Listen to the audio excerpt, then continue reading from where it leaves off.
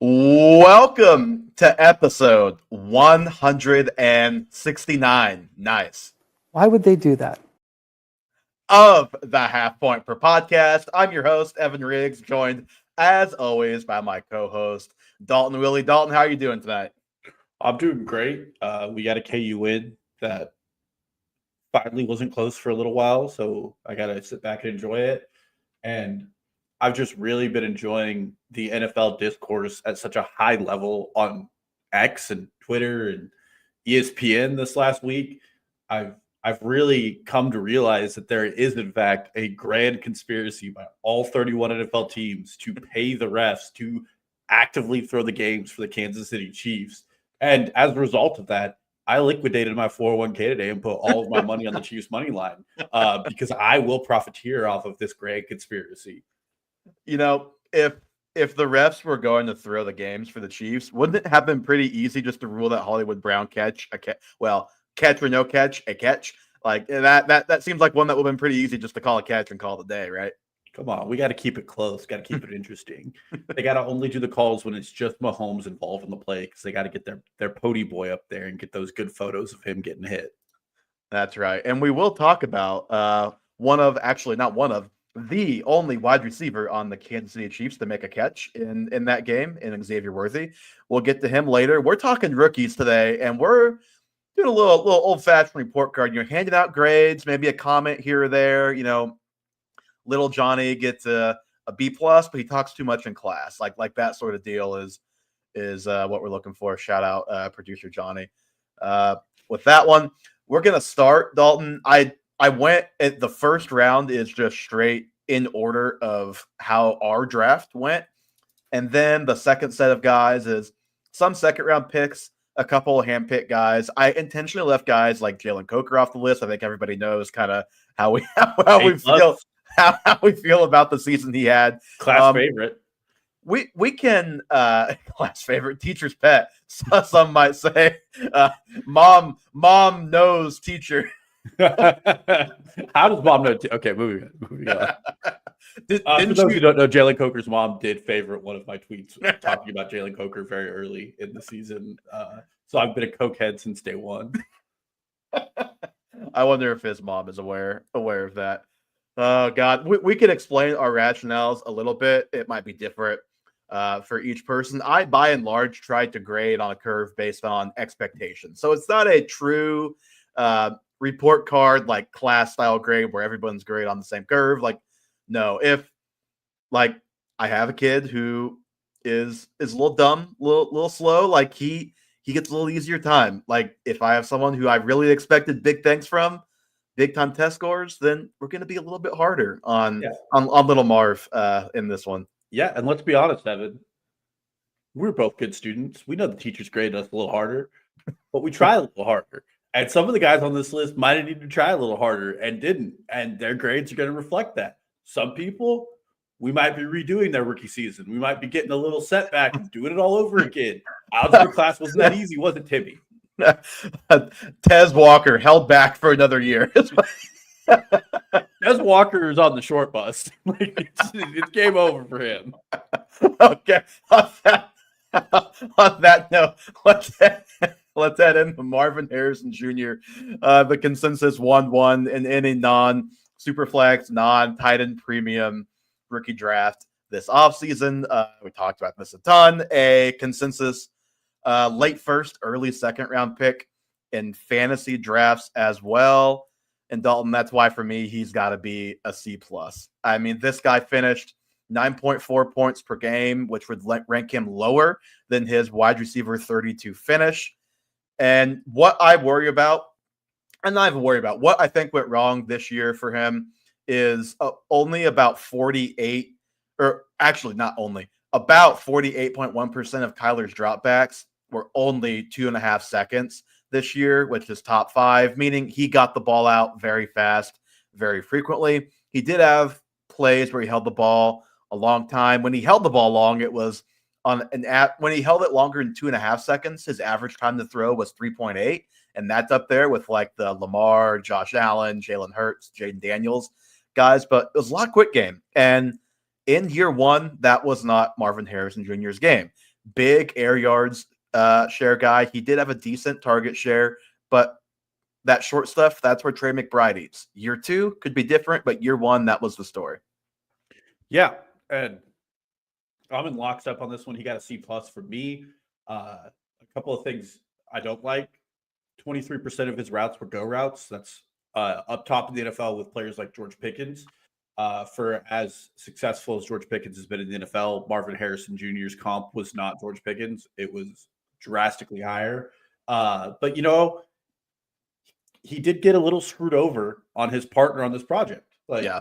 him and Kyler Murray aren't really a good fit. And we saw that in year 1 with a lot of what happened. But also there's some things he could have cleaned up in his game, especially the corner routes that Marv was running. He wasn't dotting his I's and crossing his C's. He was coming back, and he wasn't coming back in the right way. Do you cross C's? Well, like I said, he's a C plus. Okay. It's like, what are you crossing C's? Yeah, he was crossing his C's, and that's why he is a C plus. He made some mistakes here. And maybe a little bit of this, his dad was a great student, big student of the game, and we were expecting a lot more from him. So yeah, with the expectations and the on the field outcome, I mean, he just has to be a C plus, and we have to see more next year, or he's going to start becoming like a bit of the word bust might start getting thrown around with Marvin Harrison Jr. The stats line up eerily with his father's rookie year. A couple problems with that. Number 1, a lot less throwing back then. Number 2, one more game played now. So not super thrilled to see that. But again, it wasn't a disaster by any means. I'm probably going to rank him as a top 20 receiver again next year, give or take, like low end top 20. And he, like I said, could end up being a value next year. I'll be really curious to see what people actually think of him heading into next season with, I mean, maybe they add another receiver, but I think by and large, it's going to be Marvin Harrison and Trey McBride as the 2 main guys in that pass catching group. And we'll see what people think after a full year of up and down production from Marv. A guy that, boy, I would have killed for some ups. Rome Odunze. Dalton, what's your grade on Rome Odunze? This one was probably one of the harder grades I had. And I settled on a B minus. Wow, I gave him a D. See, and this is where the conversation gets really hard. He got put in the wrong classroom. That's true. And when Rome was given the chance to do things in this classroom, when the assignments were a little harder, he did good things. So you look at his average coverage against man, he is 22nd in the league per Pro Football Reference in separation in man. And against zone coverages, he was 16th in the league per Pro Football Reference. He did a lot of good. That's interesting because he's 15th in the rookie class in separation score this year. That's interesting from fantasy points. Yeah. That is very interesting. I'm assuming this goes to the charting debates that they've been having on Twitter. Yeah. And maybe there's some jet sweep merchants, or I don't know. I didn't watch enough Bears football to tell you what they had Rome doing. But his grades on Pro Football Reference line up to him being a successful player on the field. It's not getting a ton of usage. So I really landed on a B minus because it's hard for me to separate a lot of what, and we'll talk about this again with Caleb Williams, to separate a lot of what this offense was doing. There were 3 different offensive schemes thrown out there on the field. We were changing the textbooks midway through the year, but in some small sample sizes, when Rome Odunze was asked to do like very normal wide receiver things, he had some really good outings that I was like, you deserve some credit here. But again, he went all the way from an F because there was conversations about him being the best prospect in this class for me to an A minus because there are some metrics that have him performing better than DJ Moore and Keenan Allen were on the field, who are 2 very good wide receivers. So I really just laid it on the middle here, and I was like, you know what? We're giving you a B minus. Next year, we're really expecting an A, and we're putting you in the better class with some smarter kids. We're giving you a bigger role. We're giving you a front row seat in next year's class. Yeah, don't screw it up. Yeah, I mean, I have a D, and I think part of the conversation, too, needs to be he was probably playing in some games that he should not have been early in the season. He was banged up, was out there, not 100%. That may be part of what's ailing him and the separation score. I would like to see it maybe from like week 8 on and see what those splits were like. Like you said, terrible offense, disjointed, just all around bad designs, whatever. But you just, Marvin Harrison Jr. was a disappointment relative to expectation, but he still had, almost 900 yards. I know the roles, everything, it's not the same. Malik Neighbors, Brock Bowers, we'll talk about them. I mean, none of these rookies were in good situations. 2 of them rose above. 1 of them produced fine. And then Rome Odunze just did not do much of anything this year. Now, does that mean I'm out on Rome Odunze? I am not, because I still very much liked Rome Odunze as a prospect. I saw enough to believe in the prospect and be excited for next year with Ben Johnson running things. With the idea of Ben Johnson in Chicago, I haven't looked at Keenan Allen's contract, but at a minimum, he definitely declined this year. Straight up, if you're in a dynasty league, would you trade Marvin Harrison Jr. for Rome Odunze?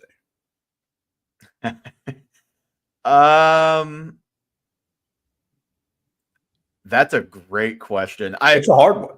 I think the only people that are gonna say Rome or would even think about saying Rome are people like me who had a very high opinion of Rome, even compared to pre-draft. Everybody loved him, but like I had him ahead of Marv. I do think I ended up with Marv number 1 after landing spots, though. So I still think I would take Marvin Harrison Jr. over Rome Odunze right now, but it's close.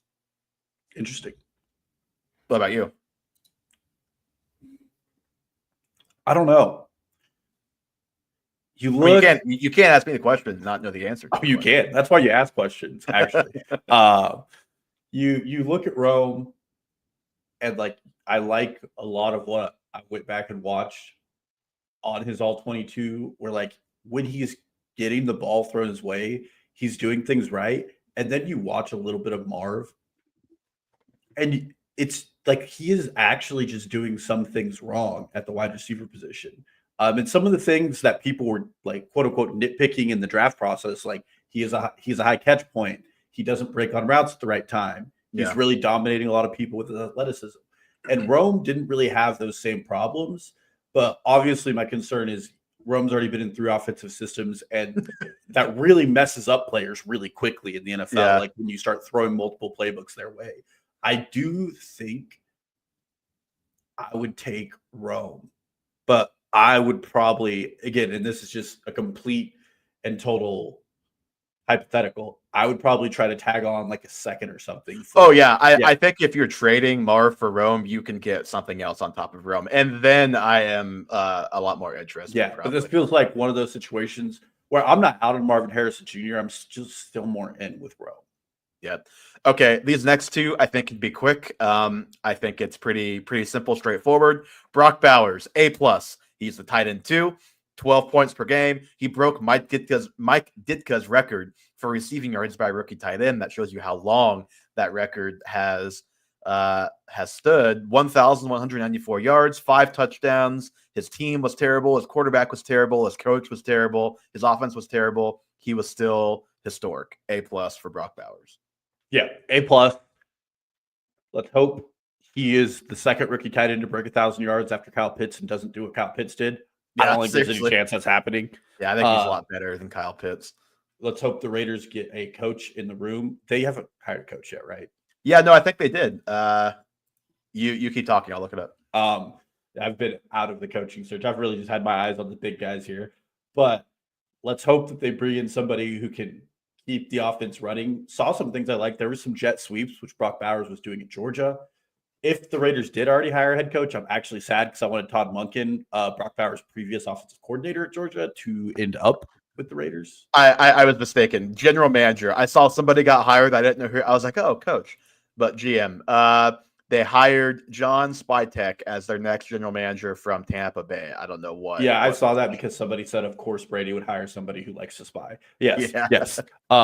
Really hoping for Todd Monken here because, one, I think I just like that there would be some familiarity with Brock Bowers, but I think this year showed he is next year's tight end 1, and he is more than likely coach and quarterback agnostic. Like you can feel pretty comfortable no matter who they're throwing in there. I mean, if he survived this year, Yeah, like, it can't get much worse. it can't get Well, it never can say get worse. It can get worse, but I don't know how much worse it can realistically Daniel get. Jones, you are the Raiders quarterback. A guy that you just think it couldn't get much worse for as well. Malik Neighbors, again, quick A+, wide receiver 7 this season, 4th highest separation score in that same fantasy points chart I mentioned earlier. His QB situation, you would think would improve, whether it is draft, free agency, draft and free agency.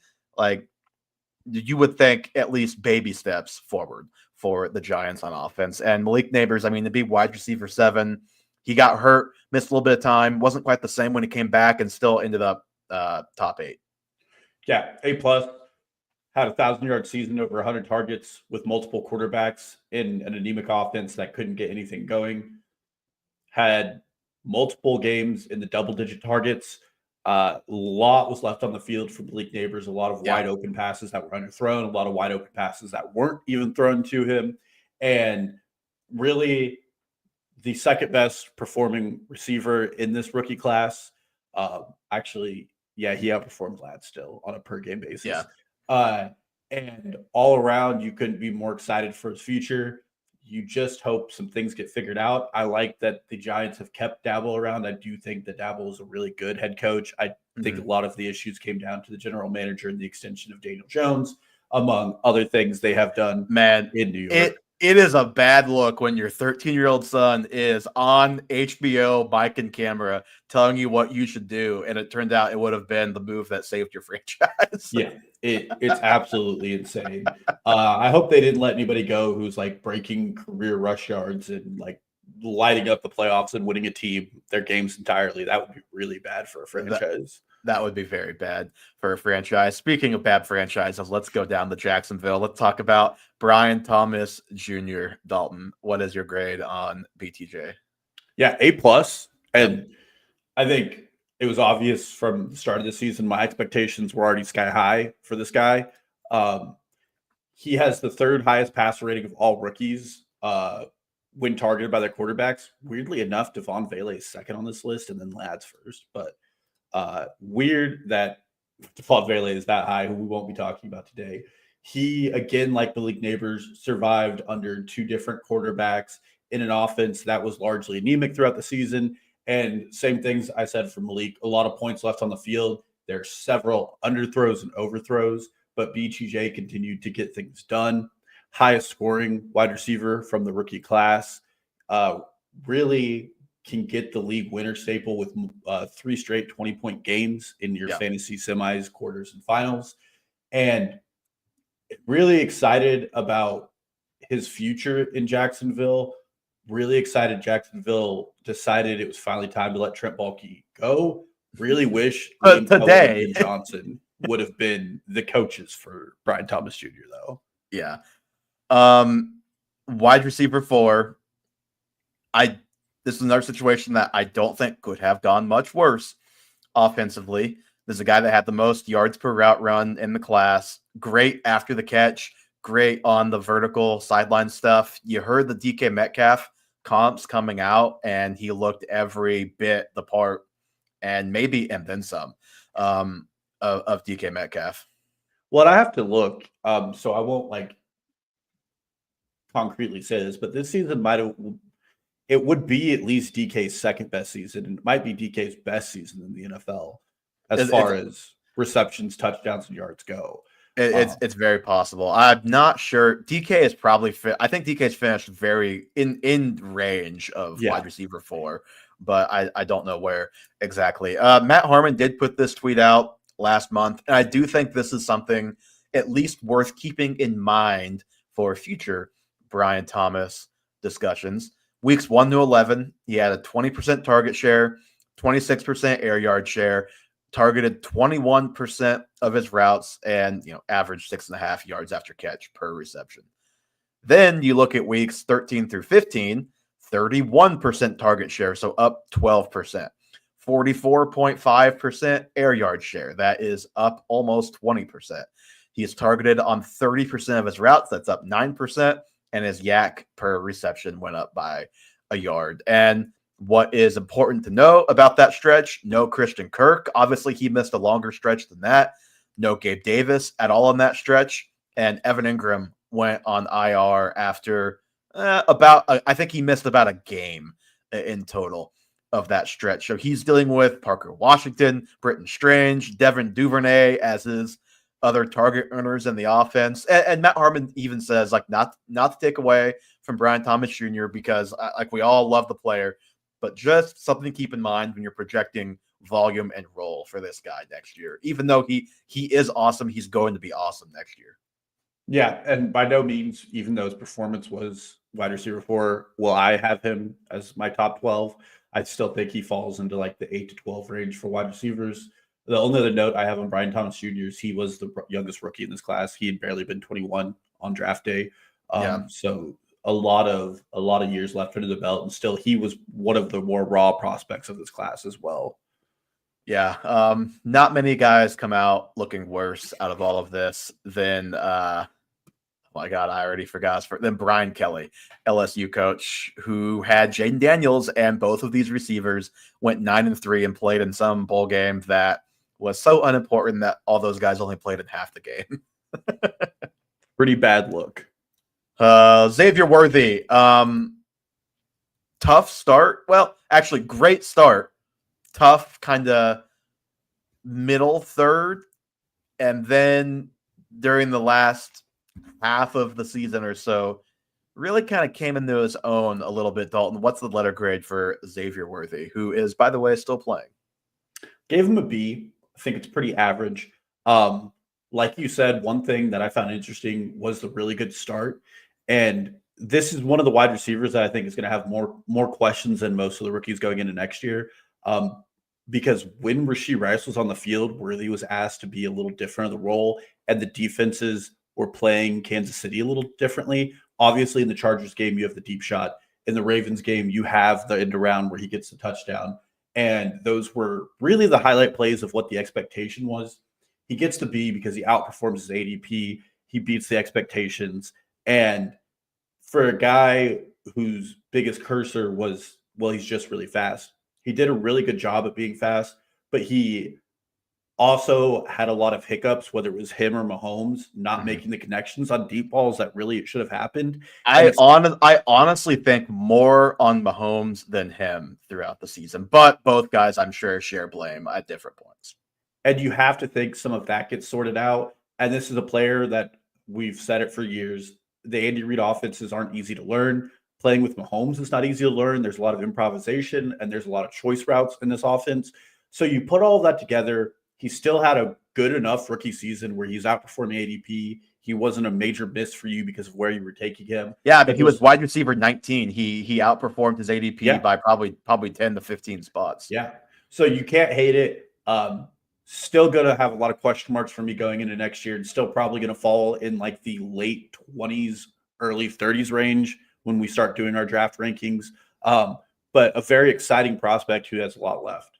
Yeah. And sorry, he was wide receiver 19 for the second half of the season. I think he was top 30 for the season. And it's actually funny. So wide receiver 19 from weeks, I think it's 8 to 17.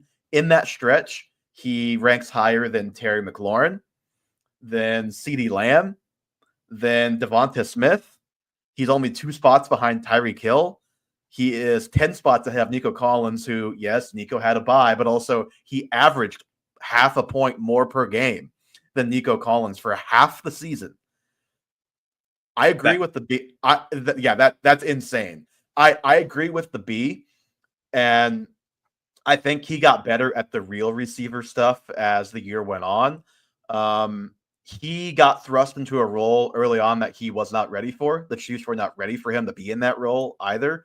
But Rashee Rice went down. They had no choice until DeAndre Hopkins got there to have him do some of that stuff on the outside. I think the game got a lot easier for him again when you could just run him off Hopkins on some of that stuff on the outside. And just think about how differently we would think about his season if he doesn't step out of bounds like on 2 different deep balls, or if Mahomes hits him on 1 or 2, and not just deep balls, like shallow crossing routes. There are multiple times where Mahomes just misses him. The Falcons game is one that everybody remembers. There was another one or two, at least, of those throughout the season. He just made arguably his best contested catch of the season in the playoffs the other day. Catch. It was impressive and exciting to see because that is probably been one of his bigger issues is that you just contest the catch. He's just not going to do that. But he is starting more and more to make guys look foolish on a consistent basis. I sent you the play the other day of him just making that cut on the little bubble screen that we didn't even see on live TV, but he just absolutely juked some poor guy out of his shoes. When you think about next year, though, it's really hard to know what to think of him. Obviously, it's early. Chiefs are still playing. The only guy I am positive will be in this pass catching group next year with him is Rashee Rice, but we have no idea for how many games. Like Kelsey, is he going to be back? Is he not? Hopefully back. Don't know for sure. Think he could be easily if he wanted to be, obviously.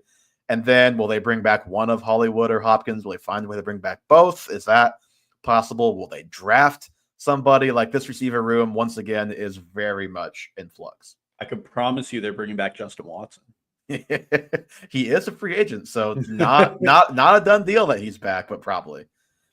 Oh, man. Okay, back to our Chicago Bears and Caleb Williams. And this is one that, you said we can get more into the Chicago Bears issues. I'll go first here. I gave him a B-, and it's kind of weird because if you told somebody before the season, Caleb Williams is going to be the quarterback 15 for fantasy, you'd be like, oh yeah, probably like A-, B+, like pretty solid year, probably feeling pretty good. That's not at all how the ride went, but he still did enough for me. Just like his feel, the tools flashed plenty where bringing in a real coach, I still believe in Caleb Williams long-term. I do think short-term, you have to grade this season as about average, maybe slightly above. The one thing he did for you was if he had a good matchup, he was playable.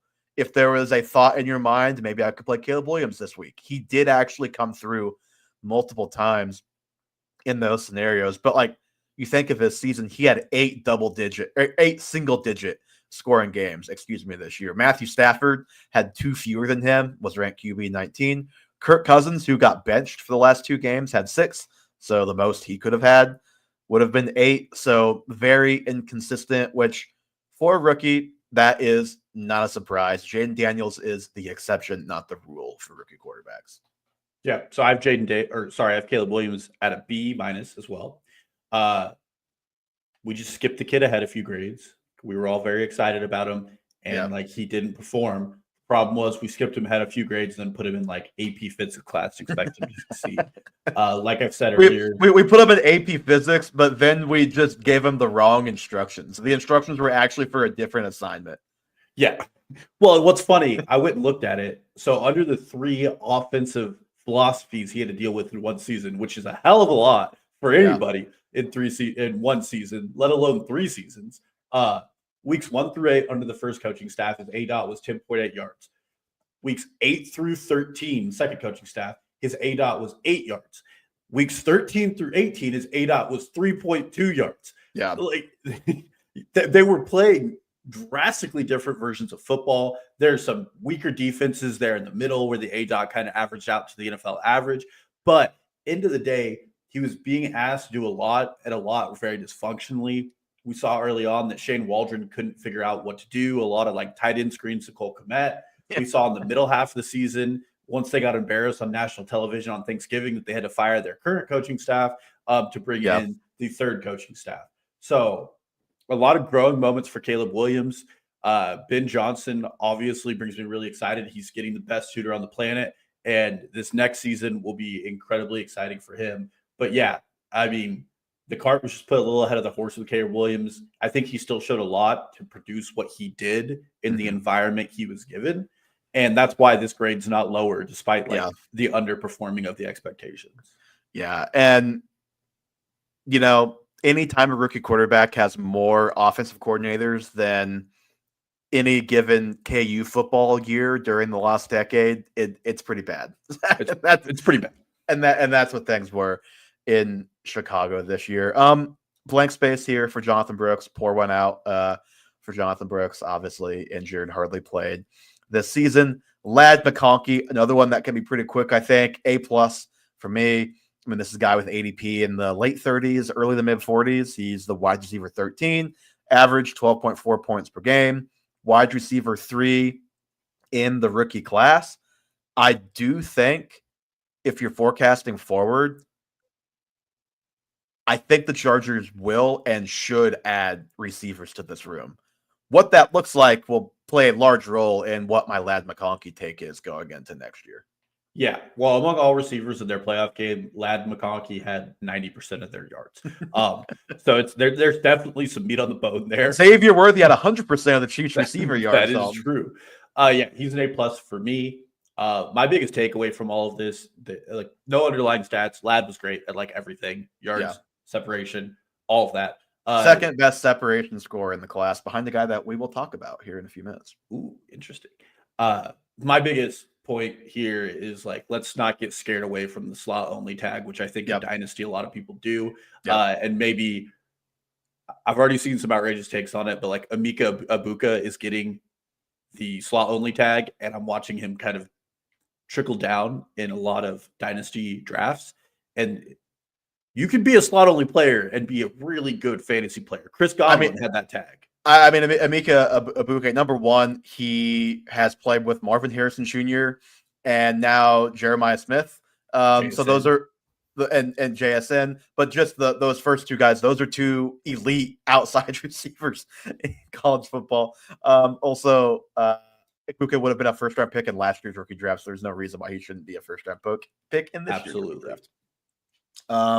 Okay, next guy had a hell of a year and not in the way you want, and that is Marshawn Lloyd, Dalton. Player I was excited about. Full disclosure. Were you really? I don't remember that. I was. Even with our shared Matt Waldman take of this guy fumbles like every 10 times he touches the ball in college? Yeah, I gave him an F. Well, okay, I'll talk about that. Yes, because I thought he was going to get early work, and I like the idea of getting a little glimpse of my investment. Big surprise, he didn't get any. He got no work. Essentially, a lot of that was out of his control. Yes, he was injured in multiple ways. I believe he did fumble in the NFL in one game he played. I'm not going to fact check that. I just remember at one point being like, "Well, there it is." But full on F for this guy. Like, there's no takeaway here that you can be excited about. Josh Jacobs looked like he could play in Green Bay for a few more years. There's not. He did not fumble. That is slanderous. Dang, no fumbles. Slandered. I'm sorry. I just must be remembering one of the 7,000 times he did in college. Again, like, we saw nothing from him. Even when he was healthy, he wasn't playing.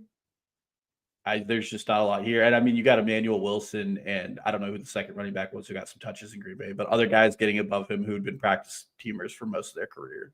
Yeah. I went D- just because a lot of this was not in his control. I mean, he played in one game, had 6 carries for 15 yards. He had hip and hamstring injuries in the summer, basically missed the entire summer. Hurt his ankle in the home opener, was on IR. Came off IR, then had appendicitis, and then had another hamstring injury and was out for the year. He's been seeing the same hamstring specialist that Christian Watson got sent to, apparently, last year, trying to get that figured out. Was not a fan of the prospect. Still not a fan of the prospect. We'll see what happens, if anything, behind Josh Jacobs in this running back room. I mean, Green Bay would be a team that makes sense to me. Dane Brugler has 30-plus running backs with a draftable grade. They make a lot of sense as a team to draft a guy to at least be second string next year. Yeah. Unless you're really banking on A.J. Dillon coming back. He's a free agent. That's probably for the best. Yes. I do expect the Packers to look for another body in that room. And with the way this draft looks, there are enough bodies that could quickly outperform Marshawn Lloyd. Yep. Okay. Jaden Daniels. I mean, you can't go anything but A+ here. QB4 in total points and points per game. that is even with being a bit banged up midseason and kind of had a little bit of a downturn where it was like, oh, is this the Cliff Kingsbury down? Is it happening? I know he's banged up, and he bounced back uh, against the Lions, had a .59 EPA per play in the divisional round, top 20 game of the season by any quarterback per The Athletic. He's just an impressive player, good against the blitz, hangs in the pocket. I mean, the Lions were blitzing him like crazy. It did not matter. Great deep ball, and he's probably going to just keep getting better. You talked about the importance of being able to throw. If you're a running quarterback, this guy's already got that. Yeah. Nothing really to add. A+ for me. This is a guy that I thought we would start off in remedial classes because there was a lot of concern about him throwing corner and go routes only in college. Yeah. Turns out it wasn't the limitations of Malik Neighbors, Brad Thomas Jr., or Jaden Daniels. It was limitations of a Brian Kelly offense. Big L for you. If we were ranking college head coaches, Brian Kelly might have an F. But yeah, I mean, one of the most historic rookie seasons ever. He has a chance to play for a Super Bowl and took a Washington team that a lot of people didn't have any faith in offensively or defensively, has played behind a hamstrung and wired together offensive line, made play after play, been one of the best quarterbacks on third down because of his legs, and really taken that entire team to a whole nother level. So A+, and very excited about like his future. Little concerned. He's a athletic, mobile, really good quarterback that plays for Washington. I've seen this story before and took them on a good playoff run. Let's hope that story doesn't repeat itself. Yeah, I know you said, I think it was last week, that he's getting QB1 overall buzz. I don't think I'd go quite that far, but it's also not crazy. I disagree with it, but it's not crazy. And that tells you the type of season that this guy had. Yep. I wouldn't rank him QB1, but he's definitely top 5 right now. Keon Coleman dipping into the second round in our rookie draft. And thus, I think we're done with A+ probably, and we're on to guys that we have to squint a little harder to figure things out here. Wide receiver 60, which not too far off of his pre-draft, but a little bit lower. Dalton, what did you see out of Keon Coleman this year? He gets a C. We agree. We're in lockstep pretty good. Yeah. First of all, I understand he was a second round pick in the real NFL draft. He is actually a first round pick. The Bills traded full well knowing they wanted him and knowing Kansas City was. I'm pretty confident in that take. And we just saw all of our concerns about him pre-draft during the regular season. Yeah, he does not separate. He is a jump ball player. He did have what I would consider, not like most people, the most egregious foul called his way in the playoffs this year in the pass interference call against the Ravens that ended up in a touchdown where he just ran down Marlon Humphrey. Neither here nor there, for what it's worth. But he didn't do anything special. And this was a Bills team that was looking for somebody to be a little special, and there was room for him there. And they go out and they make a trade for Amari Cooper because their wide receiver core isn't doing it. Khalil Shakir, who I very much like, definitely outperformed him in every metric possible and was a more reliable player. But the down the field stuff for Keon Coleman wasn't there. A lot of his fantasy points came down on like big touchdown plays. And that's fine to live that way as a real NFL player. But for fantasy, he's incredibly unreliable on a per route basis and doesn't get separation. And in this version of Josh Allen, who is not throwing gimme hero balls to players and is playing really, methodical and not trying to turn the ball over, Keon Coleman's not really a good fit. Yeah, I have him as a C.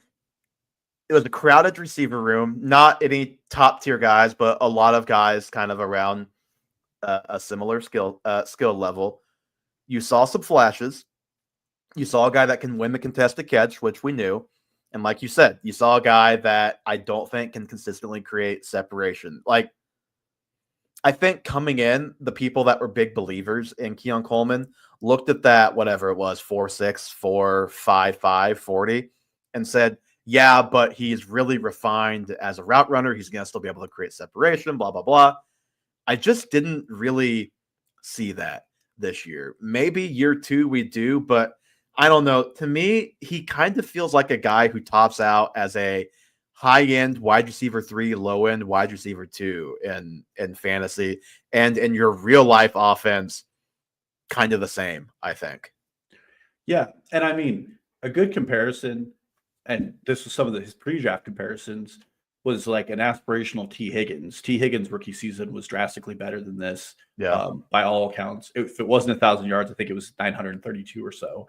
That's a very exact number. I'm going to look it up and see if that's exactly right. If I am right, I'm pulling numbers out of my head. But just didn't see a lot there, and you didn't see him and Josh Allen developing that rapport and that connection on the deep ball stuff. You know, he had a couple of touchdowns in the end zone that were just complete open catches.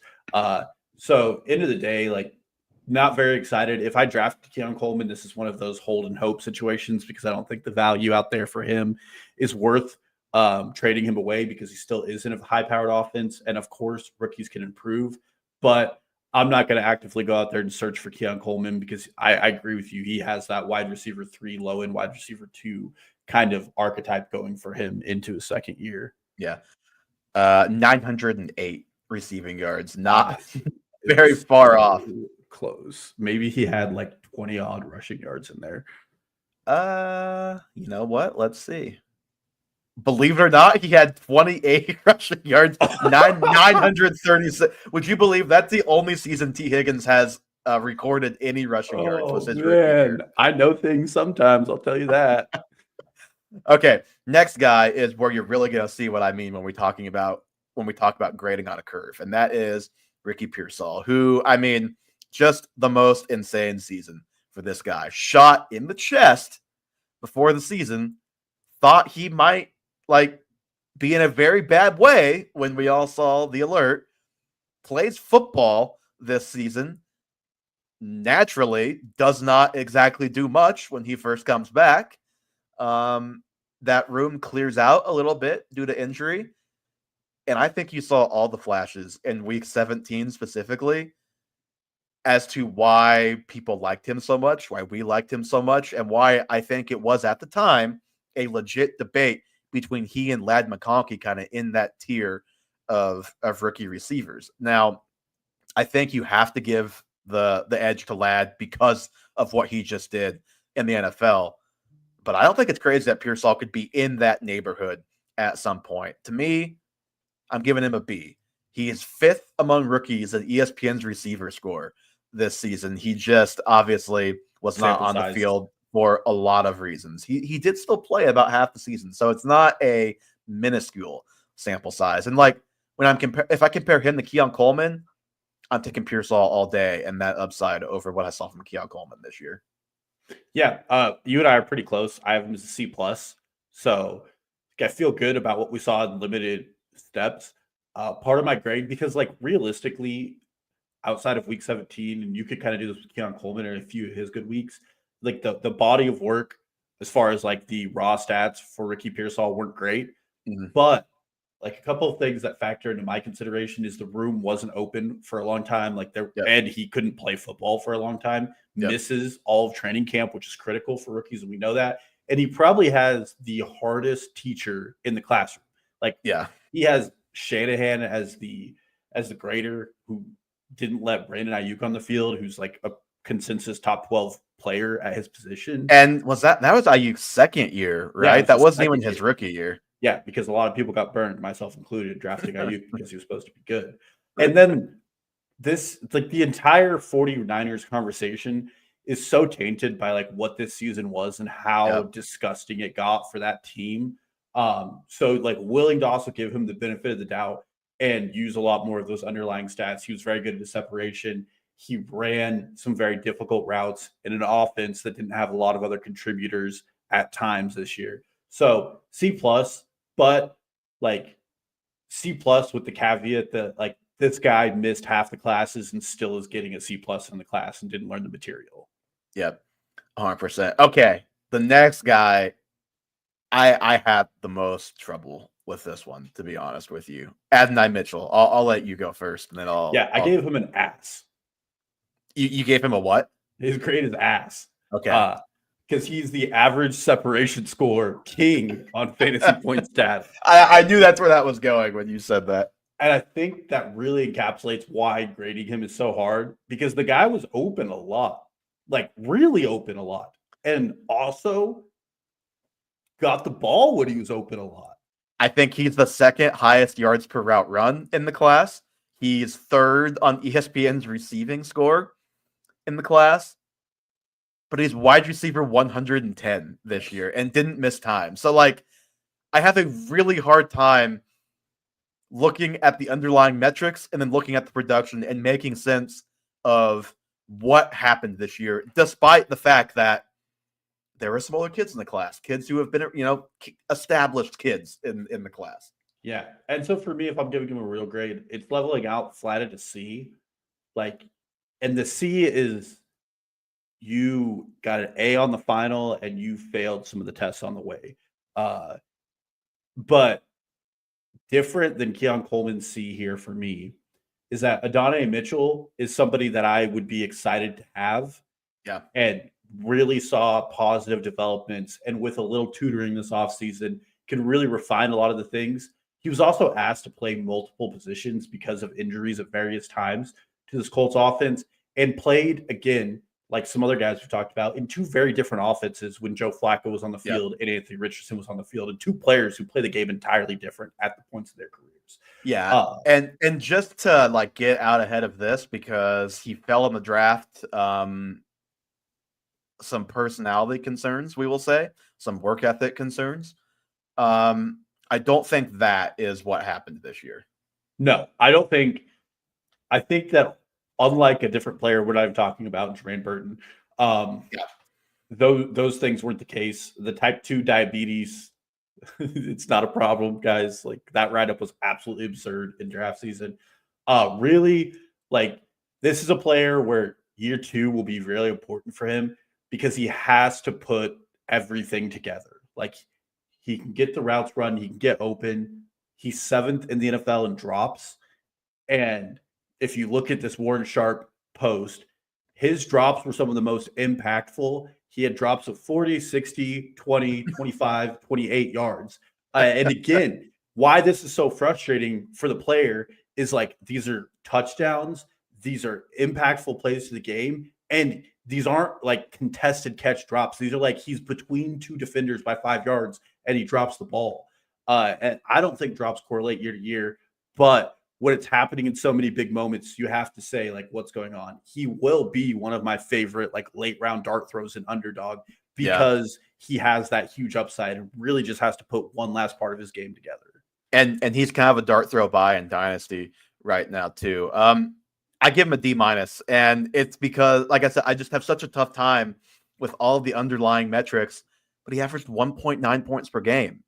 Like, he just, I don't know, like, it's just so hard because, yes, there are guys ahead of him, but you just said, if not for the drops, it probably would have been a lot better than 1.9 points per game. And I just think if the underlying metrics were bearing out in ways that this coaching staff were trusting, he would have been on the field more and making more plays, because they have good receivers, but also, like, Josh Downs missed time. Like, this offense needed some more pop. He could have stepped up in a bigger way. This isn't like he was buried on the depth chart in Detroit.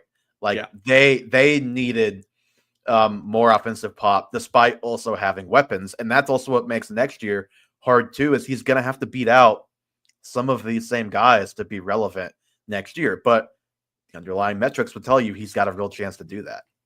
It's by far one of the most confounding players coming out of this draft class, because there are two sides to his coin, and both of them have really valid arguments. Yeah, I think the most confounding is Blake Corum up next here. I'm not gonna lie, I'm giving Blake Corum a straight F.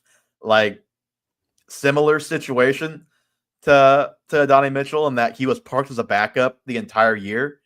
I do still think he'll get an opportunity at some point.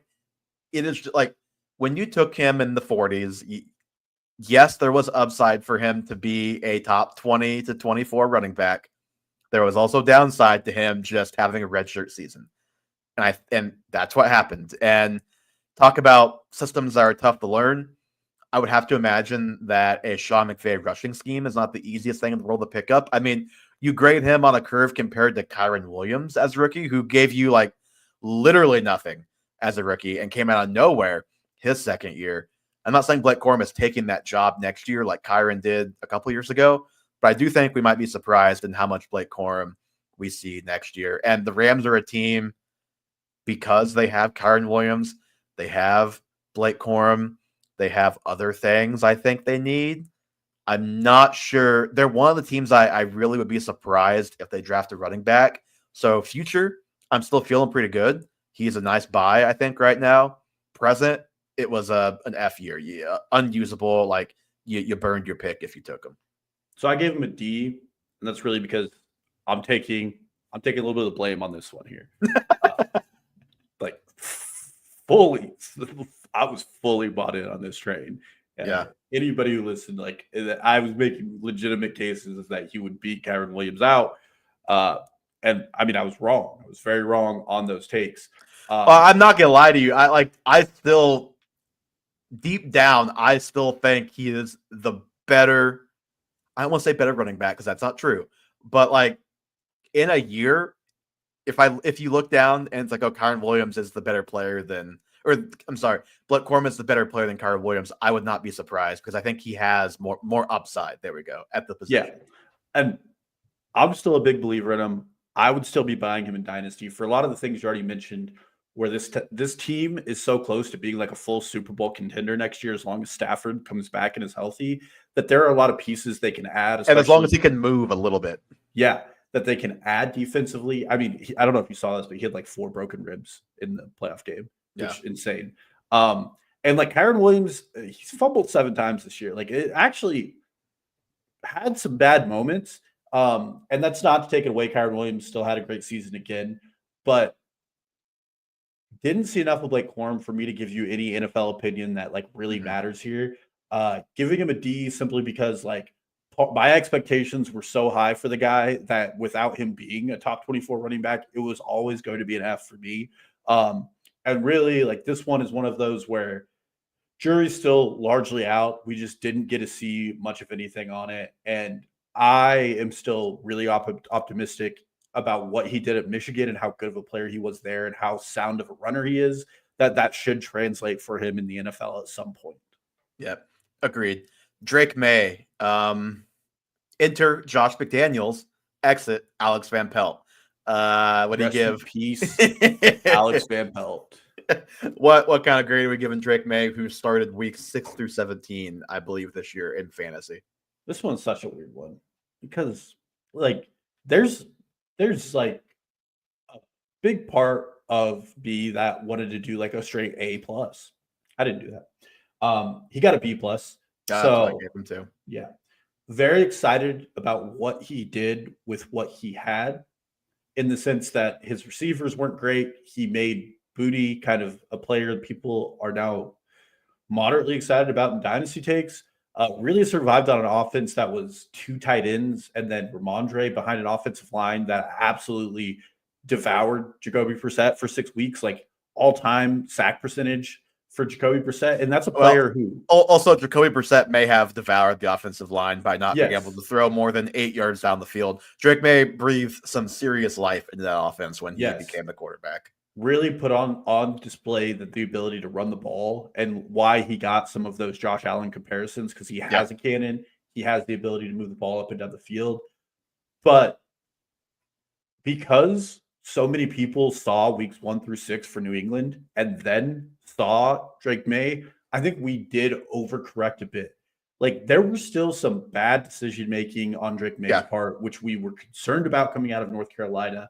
There were some questionable decisions he made. He's still not making the calls for protections at the offensive line, which is something he did at North Carolina, by the way. So like there's still a lapse in his game that a player like Jaden Daniels has already overcome and showed he can overcome. Mm-hmm. And we really need to see a full season of Drake May, in my opinion, for him to get into that A echelon and become like a real dynasty asset that we really are invested in, especially with the coaching moves in New England, Yeah. that also hovers over this entire grade. Yep, I worry about the Josh McDaniels of it all next year. Week 6 through 17, he was the QB 14, Caleb Williams QB 15 in that time. Makes sense. Those guys are pretty similarly graded, B plus for me as well. Jalen Wright, I'm going to give him a C. RB 79, not much production to speak of, but he did, when he got the chance, show me enough flashes to where I think he can just be the new Raheem Mostert in this offense. So I think if you have Jalen Wright, if you drafted him, like no one was drafting him in redraft. If you have him in Dynasty, I think you feel about the same as you did last year about Jalen Wright. Yeah, I gave him a C as well. Like, you and I both weren't like giant fans of him. It was one of those, speed in Miami is kind of their MO, and he's a very fast player. In limited opportunities, he got it. Similar to the 49ers grade we gave for Pearsall, like this entire season for Miami was really disastrous on so many fronts that it's hard for you to give a good player evaluation that doesn't include some of the misgivings they had to deal with at quarterback and some of the injuries they had to deal with at wide receiver. He showed enough in limited stretches for me at times that he's like an interesting bench player for me in a dynasty league where I'm excited about it. And next year, like he will be another one of those dart throw running backs, especially being behind Devon Chain. Although I wouldn't be surprised if Miami does bring another guy in the room with losing Raheem Mostert. And again, I still believe they actually need like a plotter kind of player, like what teams had in what was his name? Played for the Eagles for a long time. He's not a fun player. Oh, Jonathan or John. No, not John, but Howard, Jordan Howard. Yeah, Jordan Howard. I still think Miami needs that kind of player. And if they were to add a back like that from this draft class, it would change my opinion on Jalen Wright a little bit. But solid dynasty stash, like nothing impressive about this season, but nothing that makes me think he's not going to be somebody who will be an interesting hold. Yep. Agreed. Okay. Right back to you, Dalton, with Ray Davis in Buffalo. B-. Like solidly impressed with what he did in limited outings. Part of the like shifting between his range was like B- to B+ for me. Was Ty Johnson did a lot of those same impressive things. And so part of this might have been a schematic approach for Buffalo that Ray Davis benefited from, but very explosive player. He's a little older at the running back position, but he showed a lot of the things you want out of older players. He was patient with the tackles. He was good out of the backfield. No major concerns with him, but he's going to be pigeonholed behind James Cook for the foreseeable future. So you're really hoping for an injury with holding him. But altogether, like Ray Davis was a guy I liked pre-draft, and like I came out of the season be like, yeah, he's still a player I really like. He's a really fundamentally sound running back. He doesn't do anything crazy good, but he does everything really good. So you're happy with him. I gave him an A-, and for me, it's because he's the RB 42. I think that's probably above where he was ranked ADP wise. I think for me, it really comes down to we saw the one game that James Cook did not play. I think it was just one game, but for sure one game that jumps out to me that James Cook didn't play. I remember we came on this podcast and we're like, wow, like Ray Davis, pretty impressive, and that has really stuck with me. And just like, to me, he looks like a very good player, the exact type of running back that I want to draft at like that running back 3 to 4 range, where I think on a week-to-week basis, he can be a flex play. And if something happens to his starter, he's a top 17 running back, maybe any given week. Like he's already getting trusted with goal line work. I've just been impressed in all of the different things he's shown this year as a rookie. Yep, I don't hate it. He's just been like fundamentally sound, and he hasn't made mistakes like a rookie would, and he's shown the ability to get on the field. Yep, a guy that only got on the field for 1 catch for 21 yards. Tez Walker, F- for me, Dalton. Yeah, he has an F. Like player I was excited about. Watched the Senior Bowl, got really not excited really quickly about him. Watched him fall on draft day, watched him go to the Ravens and be like, that is actually interesting. Like that is somewhere where he could actually do something. Didn't do anything, is losing out right now in the playoff. Well, was losing out in the playoffs. Rest in peace to the Ravens and Lamar Jackson, but lost out snaps to like free agent Anthony Miller in a time. Yeah, somebody. I was That's just say, think about what they were doing at receiver in that game. Nose Flowers, Rashad Bateman gets hurt, and like not even a thought to put in. Was he a second round pick? Third round, but it was it? Must not have been early. No, because I remember him falling pretty drastically on draft day and being like, yeah, this is probably. Also had off the field issues at Baltimore this year. Missed a couple of practices. Beat writers weren't impressed with him. So, like, this is a player, I don't see the skill there. He got clamped on by Quinyon Mitchell at the Senior Bowl, and he just hasn't recovered since. He was a guy that his reception perception in college was abysmal, and I've been out on him ever since. A couple more real quickly before we get out of here, Dalton. Bucky Irving, I mean, A+. Forced missed tackles on about 27% of his carries, averaged 4.1 yards per carry, or 4.1 yards after contact per carry. And I gave this out already a few weeks ago. Had 1,430 yards this season, played just 44% of his team's snaps. I think the future discussion is interesting and one that could be colored by what they do at the position. So we'll have that later on if they draft somebody. For now, A+, loved Bucky Irving this year. Yeah, A+ for me. A guy that plays twice his size for how small he is, really engages in tackles and breaks from those tackles. Was the guy that finally gave this podcast some merit and dethroned the 90% snap share and gets Liam Cohen back, which is a big continuation for Tampa Bay, and an offense that I'm going to be really targeting all offseason in fantasy. There's nothing with Bucky that I can be upset about with his season, and it wheels up. And for a running back draft class we thought was a bunch of duds that led to Jonathan Brooks, RIP, to being the number one pick out of the running backs in this room for a guy who had a torn ACL. Like, Bucky really did a lot to make this draft class look a little better at the running back position. Yeah, and I accidentally skipped this guy earlier to crap on Tez Walker, but Tyrone Tracy, like another later round rookie running back who I'm giving an A. I mean, 7 of the 11 games he plays more than half the snaps, he's double-digit score. You talk about being older at the position. He's already 25. Not exactly sure it's going to get much better than what you saw this year.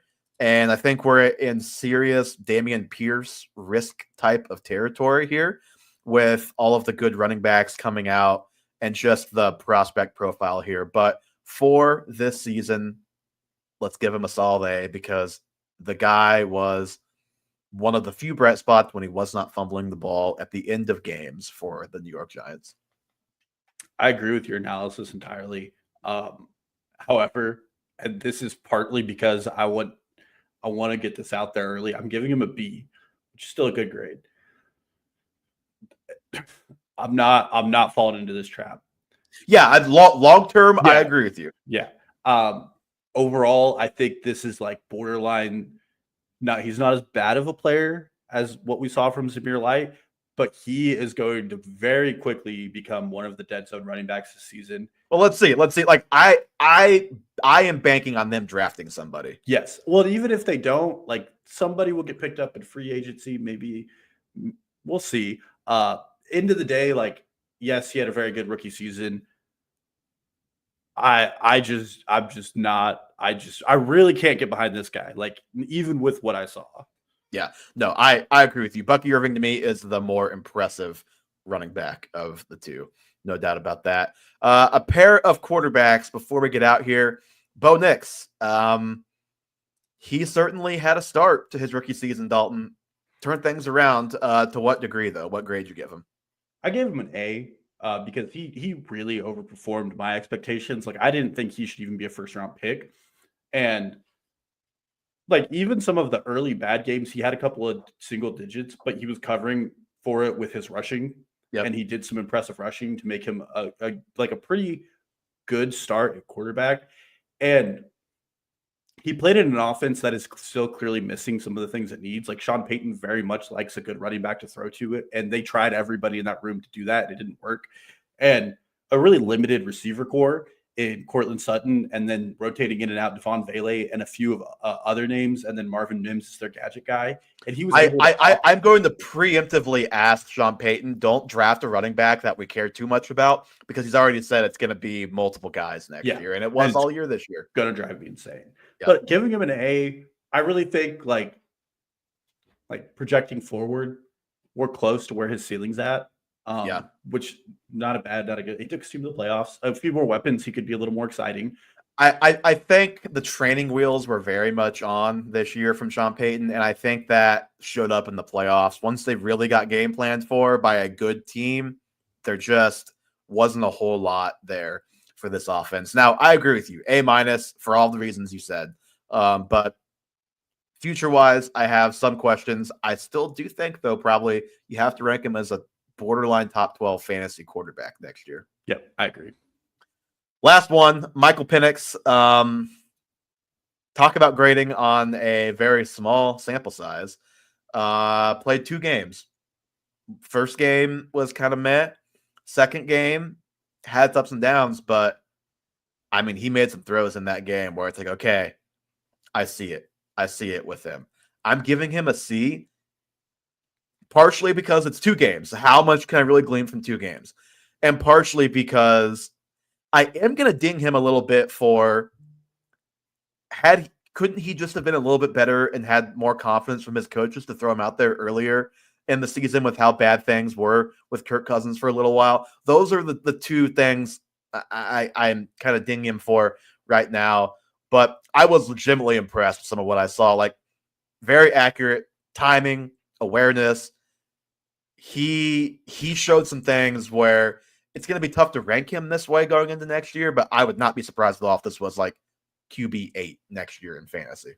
Yeah, I gave him a B- for pretty similar reasons. Like, hard to really give him a confident grade.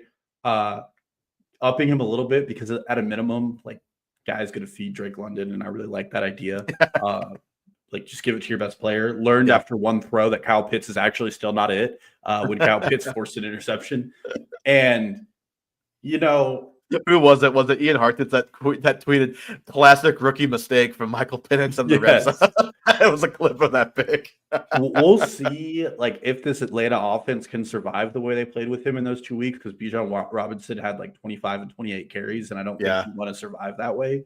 But guy has a cannon. He's old enough that he should be a good processor already, and we saw some of that good processing. Mm-hmm. And patently, like, excited. He plays in the NFC South too, which you go ahead and win it. It's not like it's that hard these days. So B-, like, but really optimistic for him. And like, big shout out to Matt Waldman, who like really ranked Penix high in rookie drafts and was pretty confident that he would usurp Kirk Cousins at some point. And so far looking pretty right. He was aggressively into Penix. And that is going to do it for episode 169 of the Half Point Per Podcast. Give us a follow, Twitter, Instagram, and TikTok at Half Point Per Pod. All of those things in the show notes as always, as well as the YouTube Half Point Per Podcast. The show is available anywhere you listen to podcasts, Spotify, Apple, etc. Leave us a 5-star review, and we will talk to you again next week.